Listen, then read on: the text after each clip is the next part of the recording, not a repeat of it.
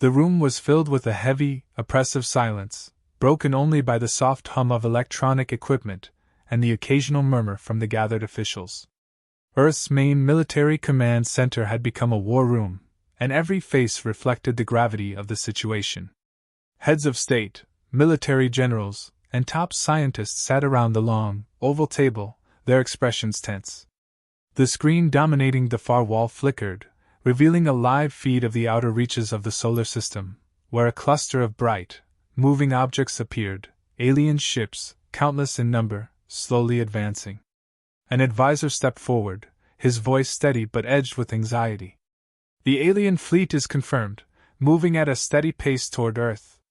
Projections estimate they will reach our orbit in less than 72 hours. A murmur rippled through the room. Some clenched their fists, others exchanged worried glances. No one had imagined it would come to this so soon. The president, her face stern and resolute, leaned forward. "What do we know about them?" she asked.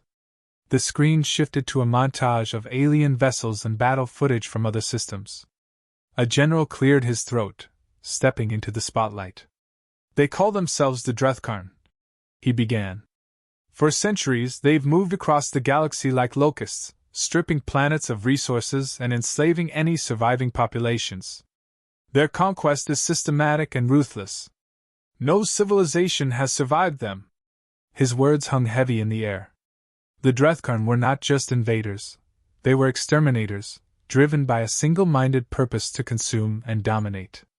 "We attempted contact," another official interjected, his tone grim. 3 diplomatic envoys sent, all destroyed upon approach. No response to hails, no indication they recognize or respect our calls for peace." There was a collective inhale. Hope seemed to fade with every word.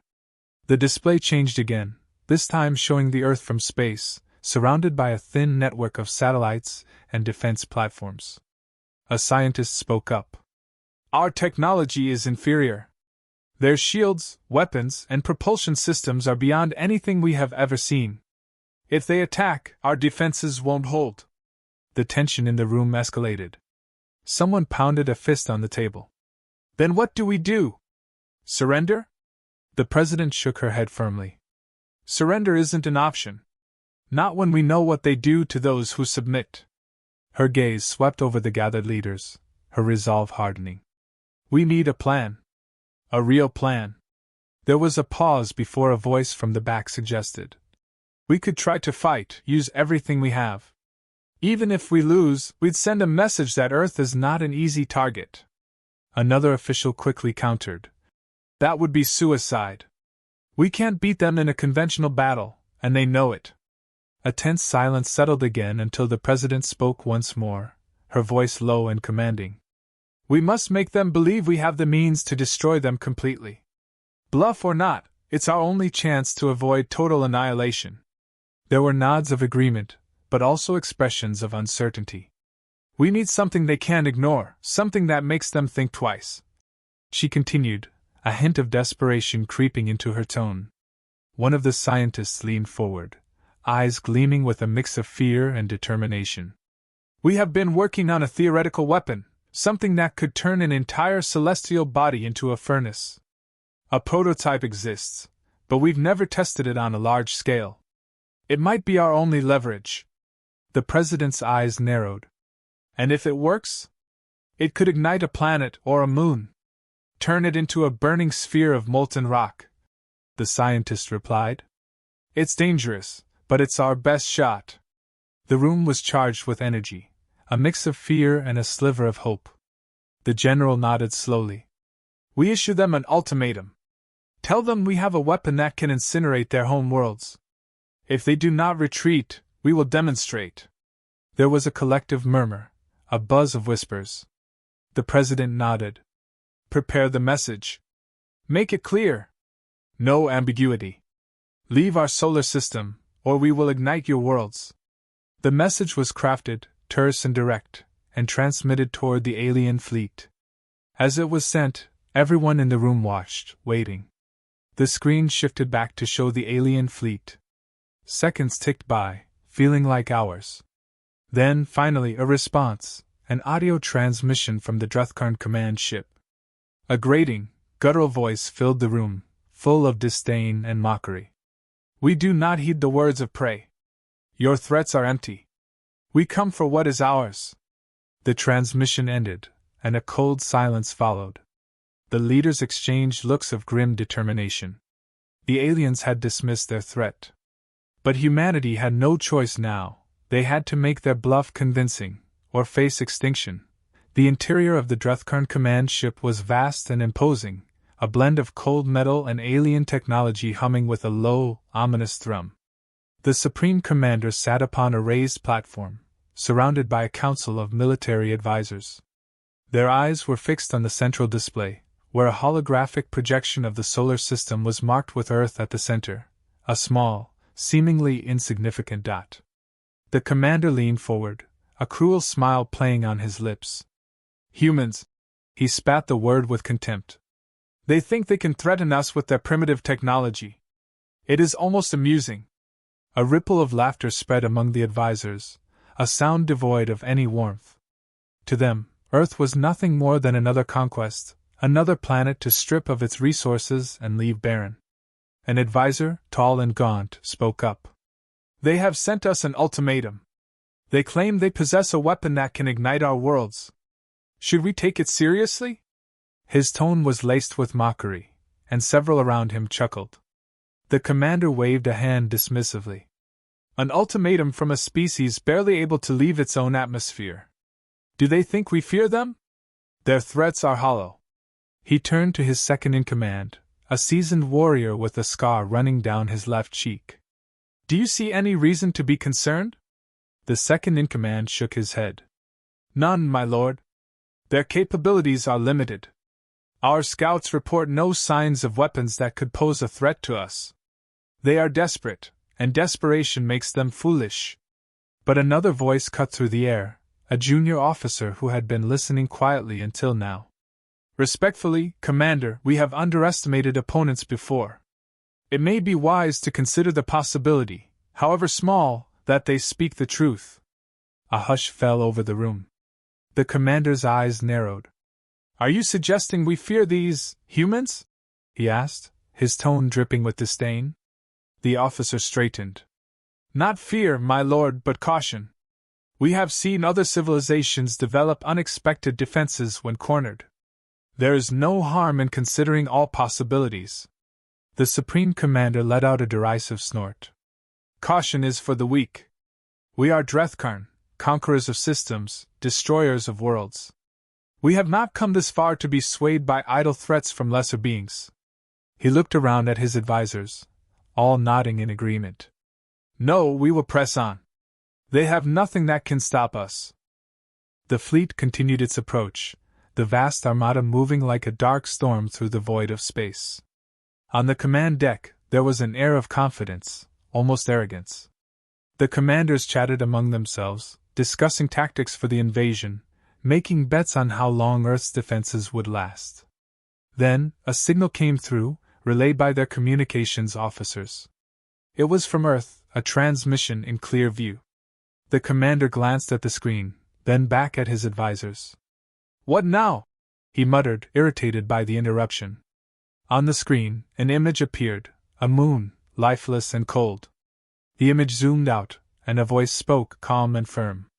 "This is your only warning. Withdraw from our solar system, or we will demonstrate our power." The commander rolled his eyes, already bored with the theatrics. "More posturing," he muttered. But then, the screen changed. A countdown timer appeared, and the seconds ticked away. 10, 9, 8. The alien commanders exchanged confused looks. "What is this?" one of them asked. 7, 6, 5. The commander's amusement began to fade, replaced by a slight frown. "Prepare to intercept any hostile action," he barked. "This is another of their tricks." 4, 3, 2. The timer reached 0, and the screen went dark. A moment later, a blinding flash erupted from the center of the screen. The moon on display, distant but visible, suddenly ignited, engulfed in flames. The inferno spread rapidly, turning the once cold, rocky surface into a molten hellscape. Gasps filled the command center. The commander stood, his eyes wide with disbelief. What is this?" he stammered, his confidence wavering for the first time. The second in command quickly scanned the readings. It appears they have a weapon capable of igniting celestial bodies," he said, his voice filled with disbelief. The room fell silent, the weight of the revelation sinking in. For the first time, the Supreme Commander seemed uncertain. "Is this real?" he demanded. "Could they truly possess such a weapon?" The junior officer spoke again, his voice steady. "It seems, my lord, that they do. And they have chosen to show us what it can do." The commander clenched his fists, his mind racing. "No, they cannot.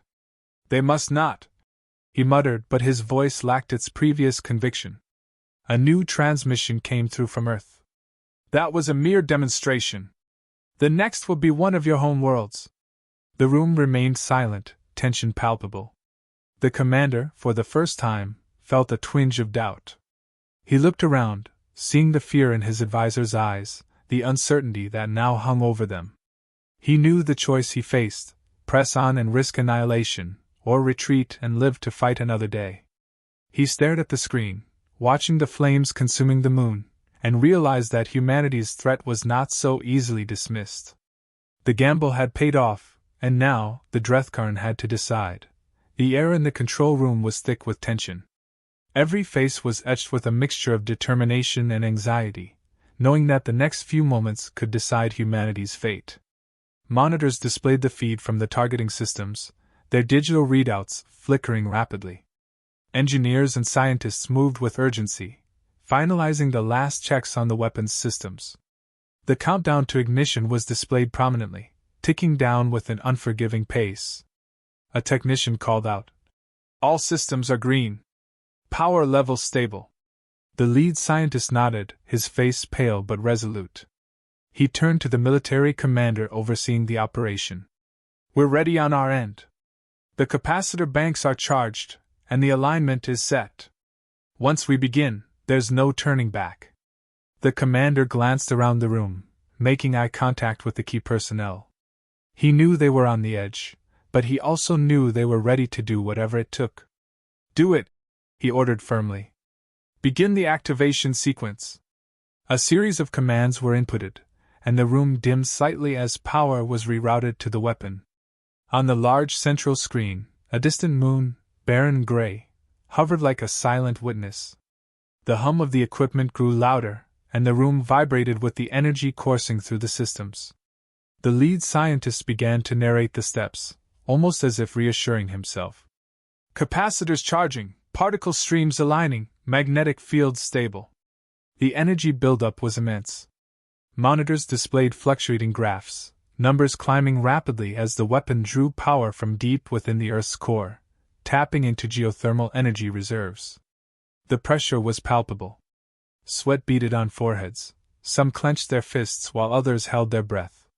The entire room seemed to lean forward in unison, focused entirely on the unfolding events. "Power levels at 85%. 90%. 95%. The scientist's voice was calm but strained, each percentage tick amplifying the tension. 100%. "We're at full charge." A brief pause. "Initiating ignition sequence in 3, 2, 1. A blinding beam shot from the Earth's surface, tearing through space like a spear of light, its energy rippling through the fabric of the universe. It connected with the distant moon, and for a moment, nothing seemed to happen. The room was filled with an unbearable silence, as if the world itself was holding its breath. Then it began. The moon's surface rippled, almost imperceptibly at first, then more violently. Cracks spidered across its rocky terrain, glowing a deep, molten red. Within seconds, the entire surface seemed to pulse, and a wave of fiery energy erupted outward. The moon was engulfed in a spectacular inferno, turning into a churning, molten mass of flame and magma. A shockwave radiated outward, visible even from Earth, as the entire room gasped, some cheering, others frozen in disbelief. The display showed the moon breaking apart, large chunks being consumed by the inferno, while smaller fragments were blasted into space, glowing like embers from a colossal fire. The scientists and engineers exchanged looks, some with expressions of astonished relief, others still processing the magnitude of what they had just unleashed. The weapon had worked, and its power was undeniable. Meanwhile, aboard the alien command ship, chaos erupted. The Supreme Commander stared at the display in utter shock, his expression frozen as the image of the ignited moon filled the screen. His advisors shouted over each other, panic spreading like wildfire. "This can't be possible," one of them muttered, but the proof was undeniable. "Silence!" the commander roared, trying to regain control, but his voice betrayed a hint of uncertainty. The sight of the moon being consumed in flames was not something he could easily dismiss. He turned to his second-in-command. "Confirm the data. Is this real?" The officer nodded, pale. "The energy readings match. They have a weapon. It appears they can ignite celestial bodies at will." Murmurs of fear spread throughout the room. The Supreme Commander felt a surge of anger mixed with fear. How had they underestimated these humans so completely? How had they not seen this coming? The realization began to dawn on him. This wasn't just a bluff. This was a reality. A new transmission from Earth appeared on the screen. The human voice was cold and unyielding. "This is just the beginning. Withdraw, or the next target will be one of your home planets." The commander's eyes darted around, searching for answers, but all he saw was uncertainty mirrored on every face. The stakes had been raised, and now the Drekar had to decide. Would they gamble on their belief that humanity had shown all its cards, or would they consider the terrifying possibility that they had only seen a fraction of what humans were truly capable of? The room was filled with a tense silence, and for the first time, the Supreme Commander felt the weight of fear. The command chamber was filled with a cacophony of voices, each one more desperate than the last. The alien commanders argued fiercely, their faces a mix of frustration and fear. Some still clung to their belief that humans were bluffing, that the ignited moon was nothing more than a clever illusion or a one-time trick. "They can't possibly have the power to target our worlds," one of them insisted, his voice rising over the others. "This is just a desperate attempt to delay the inevitable." But others weren't so sure. "We cannot afford to dismiss this," a senior commander countered, his eyes filled with unease. "The data is undeniable. Their weapon is real, and it has the capacity to cause significant destruction. We must consider the possibility that they could strike us where we are most vulnerable." The Supreme Commander sat in silence, his eyes narrowed, listening to the heated debate. His mind raced, weighing the options. To proceed was to risk everything. But to retreat meant acknowledging a threat from a species he had deemed inferior. The silence stretched on, the tension almost tangible. "Enough!" he finally barked, silencing the room. "We need facts, not opinions. Send our scouts to monitor their weapon. We need confirmation, one way or the other." As the scouts sped toward Earth, the commanders waited, their nerves stretched thin. They knew the gravity of the situation, the cost of making the wrong decision. For the first time, their confidence seemed shaken, the certainty of their dominance undermined by the unknown. Meanwhile, on Earth, the mood was equally tense but resolute. In the war room, human leaders gathered around a central table, their expressions a mixture of grim determination and anxiety. The demonstration had worked, but they knew they were still on the edge of disaster. "We've shown them what we can do," the president said, voice steady but cautious. "But we cannot assume they will simply retreat. We must be prepared for their response." A general nodded, his expression hard. "The weapon is ready for another activation if needed. But we should be clear, this is not a victory yet. They could still attack, and we must be prepared for the worst." "Agreed," another leader chimed in. "But if they do choose to negotiate, we need to be ready for that too. This could be our chance to end this without further bloodshed." The room fell silent as they considered the possibilities. Would the aliens see reason, or would they push forward in defiance? The weapon had bought them time, but how much? Every second felt like an eternity, every moment charged with potential consequence. Reports started coming in from the scouts the aliens had sent. The data they gathered was clear. The weapon was no illusion. It had drained a significant amount of energy from Earth's core, and its ignition had been a carefully calculated act, not a random anomaly. The weapon could be fired again, and it was powerful enough to target larger celestial bodies, potentially even habitable planets. The intelligence reports reached the alien command ship, and the room fell into a tense, apprehensive silence. The Supreme Commander studied the data, his expression unreadable. "This changes things?" he muttered, more to himself than to anyone else. His advisors watched, waiting for his decision. "If they can do this once, they could do it again. And they have warned us. Do we dare ignore them?" Another round of arguments broke out, some still in disbelief, others clearly shaken. But the facts were becoming harder to deny. "If we proceed, we risk everything," one advisor finally admitted, his voice barely above a whisper. "Our home worlds, our people, everything." The Supreme Commander's face tightened, his jaw clenched. He knew the stakes, and he knew that every second of indecision weakened his position. But what choice did he have? To advance could mean doom. To retreat meant conceding to an enemy they had dismissed as weak. After a long, agonizing pause, he made his decision. "Halt the advance," he ordered, his voice steady but grim. "Send a transmission to Earth. We will demand proof of their full capabilities. Let them show us what they have. If they refuse, we proceed with caution. But if they can convince us, we may consider a different path." The order was relayed, and the fleet came to a sudden stop. The tension aboard the command ship was palpable, a quiet dread settling over them as they awaited Earth's response. A transmission was sent, the message direct and clear. "We request proof of your weapon's full potential. Show us, and we may discuss terms." Back on Earth, the message was received. The human leaders exchanged looks, knowing the moment of truth was at hand. Would they risk another demonstration, or would they find another way to prove their strength?